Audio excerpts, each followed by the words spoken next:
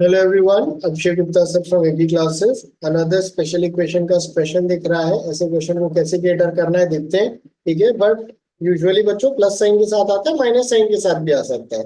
But minus sign के साथ range bound होगा, अदरवाइज इनफाइनाइट सोल्यूशन हो जाएगा। माइनस साइन के साथ आया बच्चों तो कर्व कुछ इस तरीके का बनेगा। अगर पॉजिटिव एरिया की बात करें तो there would be infinite many solution. Infinite चल रहा है, दोनों एक्स वाई पॉजिटिव है।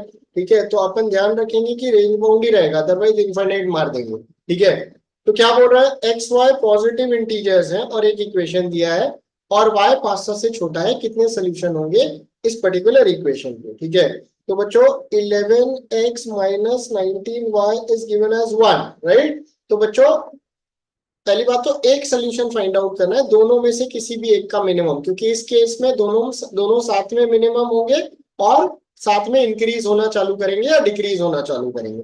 तो एक वैल्यू अपने को फाइंड आउट करनी है, तो मैं 11x को जो है लिख रहा हूं 19y प्लस 1, राइट। और I can write 11x as 22y minus 3y plus 1, या 11x is equals to 22y plus 1 minus 3y, right.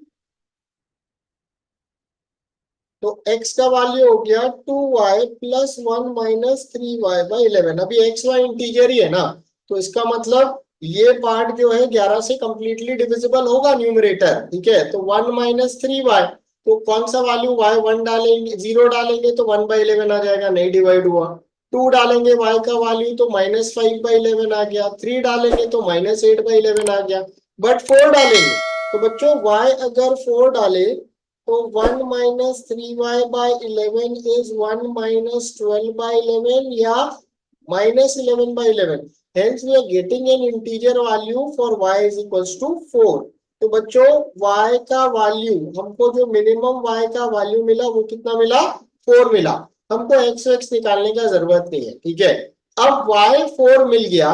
अब बच्चों ये जो x का x और y के साथ क्या रिलेशन होता है, y जो है वो कोफिशिएंट ऑफ x से इंक्रीज होता है और x जो है वो कोफिशिएंट ऑफ y से इंक्रीज होता है when there is a minus sign between these two numbers, right. तो y का वैल्यू 4 हो गया, तो अगर y 11 से बढ़ेगा तो कॉमन डिफरेंस कितना आ गया बच्चों, 11 का आ गया। होपफुली ये भी आपको समझ में आया।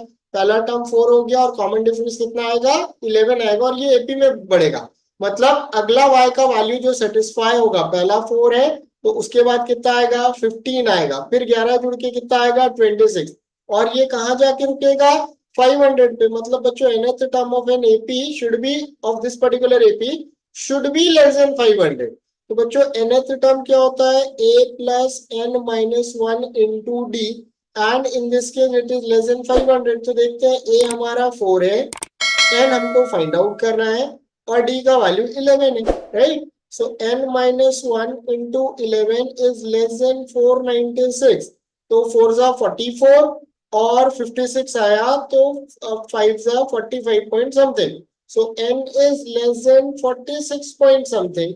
तो इसका मतलब अगर इंटीजर वैल्यूज की बात करें तो नंबर ऑफ टर्म्स कितने आएंगे, 46 आएंगे। Hence guys option C would be the right answer। Hopefully बच्चों आपको ये मेथड समझ में आया होगा और फ्यूचर में भी आप इस टाइप के क्वेश्चंस, डिफिकल्ट क्वेश्चंस को सॉल्व कर पाओगे। हालांकि अगर हमको ये मेथड आता है तो सॉल्व करना बहुत ज्यादा डिफिकल्ट नहीं है। तो गाइज होपफुली इस टाइप के क्वेश्चन फ्यूचर में आप केटर कर पाओगे। Thank you guys, have a wonderful day.